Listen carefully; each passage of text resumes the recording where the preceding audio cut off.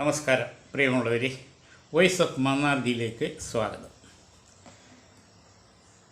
വളരെ പ്രധാനപ്പെട്ട ഒരു കാര്യം നിങ്ങളെ അറിയിക്കാൻ വേണ്ടിയാണ് ഇപ്പോൾ ഞാൻ നിങ്ങളുടെ മുമ്പിൽ വന്നിരിക്കുന്നത്. നമ്മുടെ നടൻ സലീം കുമാർ മരിച്ചു. അതിൽ എല്ലാവരും പോലെ എനിക്ക് ദുഃഖമുണ്ട്.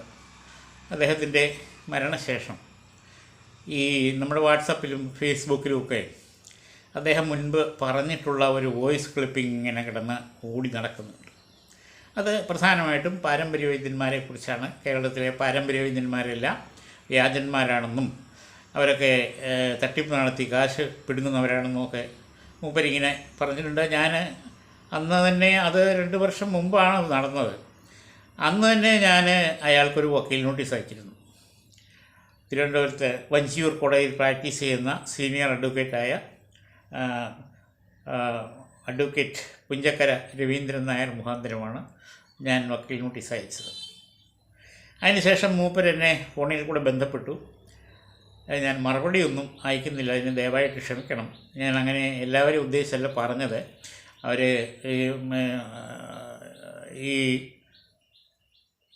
ചാനലുകാർ ഇങ്ങനെ സംസാരിച്ച് വന്ന കൂട്ടത്തിൽ അത് ആവേശത്തിൻ്റെ ഓർത്ത് ഞാനങ്ങ് പറഞ്ഞു എന്നുള്ളതേ ഉള്ളൂ എന്ന് പറഞ്ഞു.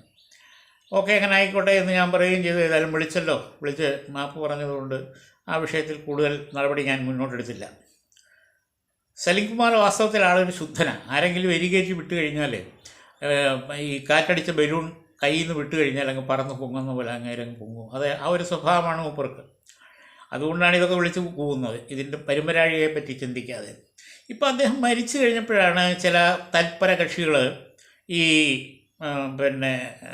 വാട്സപ്പ് ക്ലിപ്പ് എടുത്ത് ഇങ്ങനെ ഓരോരുത്തർ ഫോർവേഡ് ചെയ്തിട്ട് ഇങ്ങനെ അതിൻ്റെ പിന്നിൽ നമ്മുടെ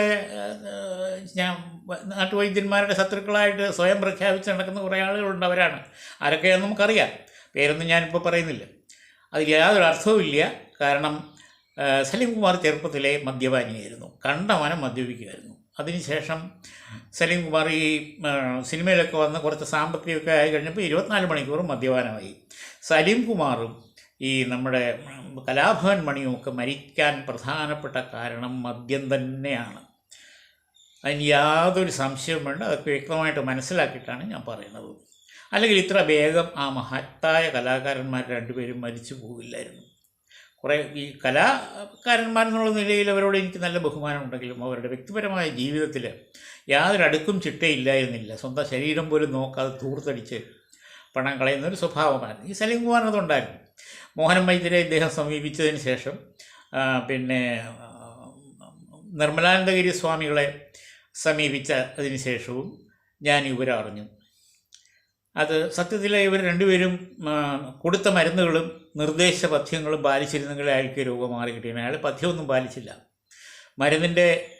മരുന്നും കഴിച്ചു, അതിൻ്റെ കൂടെ ഈ മദ്യവും കഴിച്ചു. മദ്യം, ചാരായം, ഇറച്ചി, ഇതൊക്കെയാണ് ഇദ്ദേഹത്തിൻ്റെ സ്ഥിര ഇഷ്ടമുള്ള കാര്യങ്ങൾ. രണ്ടുപേരുടെയും, ഞാൻ നേരത്തെ സൂചിപ്പിച്ച കലാഭവൻ മണിയുടെയും ഇദ്ദേഹത്തിൻ്റെ ഇഷ്ടമുള്ള കാര്യങ്ങളാണ്.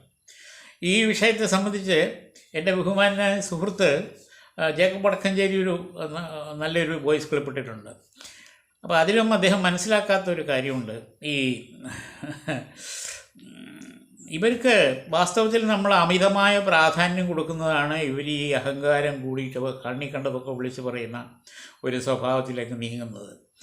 ഈ സിനിമാക്കാരെന്ന് പറഞ്ഞാൽ എന്തോ വലിയതാണെന്നൊരു ധാരണ പൊതുവെ സാധാരണ ചില ആളുകൾക്കിടയിലുണ്ട്. അവരെ അങ്ങ് പൊക്കിക്കൊണ്ട് നടക്കുക.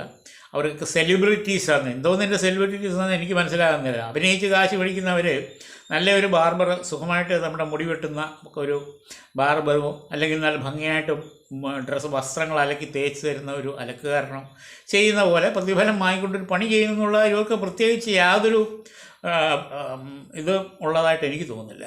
കാരണം ഞാൻ ഇവരുടെ കാര്യം സാധാരണഗതി കാണാൻ പോലും പോകാറില്ല. എന്തെങ്കിലും ആദർശ്യമായിട്ട് കാണുകയാണെങ്കിൽ എന്നുള്ളതേ ഉള്ളൂ. അല്ലാതെ കാണാൻ വേണ്ടി പോവുകയും ഇവരെ ആരാധിക്കുകയൊന്നും ചെയ്യുന്ന കൂട്ടത്തിലല്ല ഞാൻ ചെറുപ്പം തൊട്ടേ.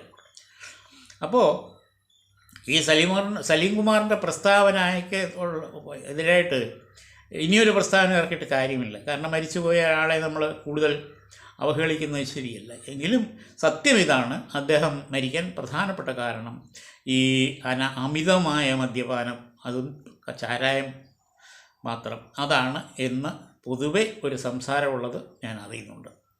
എനിക്ക് മനസ്സിലാക്കാൻ കഴിഞ്ഞിട്ടുണ്ട്. നേരിട്ട് മനസ്സിലാക്കാൻ കഴിഞ്ഞിട്ടില്ലെങ്കിൽ ഇങ്ങനെ സംസാരമുണ്ട്. അതിൽ സത്യമാകാനാണ് സാധ്യത. അദ്ദേഹത്തിൻ്റെ സ്വഭാവത്തെപ്പറ്റി വിലയിരുത്തിയതിൽ നിർമ്മലാനന്ദഗിരി സ്വാമിയെ ഞാൻ ആരാധിക്കുന്ന ഒരു മഹത്തായ വ്യക്തിയാണ്.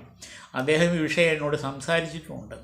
അപ്പം ഞാൻ ചോദിച്ചു, പഥ്യമൊക്കെ പറഞ്ഞിട്ടുണ്ട്, പക്ഷേ അയാളത് പാലിക്കുമോ എന്ന് എനിക്ക് സംശയമാണ് എന്ന് സ്വാമികൾ പറയുകയും ചെയ്തു. ഇതാണ് സത്യം. അപ്പോൾ ഈ സത്യം ജനങ്ങളെ മനസ്സിലാക്കുന്നതിന് വേണ്ടി ഒന്ന്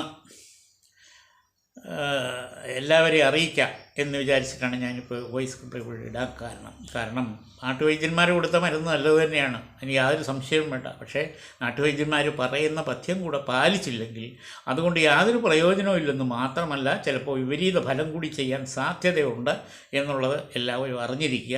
അതിനാണ് ഞാൻ ഈ ക്ലിപ്പിടുന്നത്. നിങ്ങളിൽ ആരെങ്കിലും ഇനി നാട്ടുവൈദ്യന്മാരുടെ ചികിത്സ സ്വീകരിക്കാൻ തയ്യാറായി പോവുകയാണെങ്കിൽ അത് അവരെന്ത് നിർദ്ദേശിക്കുന്നോ ആ പഥ്യം 100% സത്യസന്ധതയോടുകൂടി ആചരിച്ചെങ്കിൽ മാത്രമേ ആ ഔഷധത്തിന് ഗുണം കിട്ടുകയുള്ളൂ, ആ രോഗത്തിന് ശമനം ഉണ്ടാവുള്ളൂ. അതിന് യാതൊരു സംശയം വേണ്ട.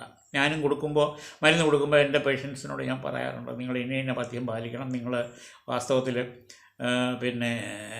അത് വ്യതിചലിക്കുകയാണെങ്കിൽ ഈ മരുന്ന് കഴിക്കാതിരിക്കുകയായിരിക്കും നല്ലത് എന്ന് പറയാറുണ്ട്. അതുകൊണ്ട് എല്ലാവരും ഇതൊന്ന് ശ്രദ്ധിക്കുക. അതിനുവേണ്ടിയാണ് ഈ വോയിസ് ക്ലിപ്പിലൂടെ ഇട്ടത്. ഇനി മറ്റൊരു വിഷയമായിട്ട് നമുക്ക് വീണ്ടും കാണാം. ഞാൻ Mannar G Radhakrishnan Vaidyar, Palakkad, retired physician, Aryavaidya pharmacy, Coimbatore limited. എൻ്റെ ഫോൺ നമ്പർ 9447352982. നിങ്ങളെല്ലാവരും ഈ ചാനൽ കാണണം, സബ്സ്ക്രൈബ് ചെയ്യണം, മറ്റുള്ളവരെ അതിന് പ്രേരിപ്പിക്കണം, കമൻറ്റും വേണം, നിങ്ങളുടെ അഭിപ്രായം പറയുകയും ചെയ്യണമെന്ന് വിനയപൂർവ്വം അപേക്ഷിച്ചുകൊണ്ട് നിർത്തുന്നു. നന്ദി, നമസ്കാരം. വീണ്ടും കാണാം. ഓക്കെ, നമസ്തേ.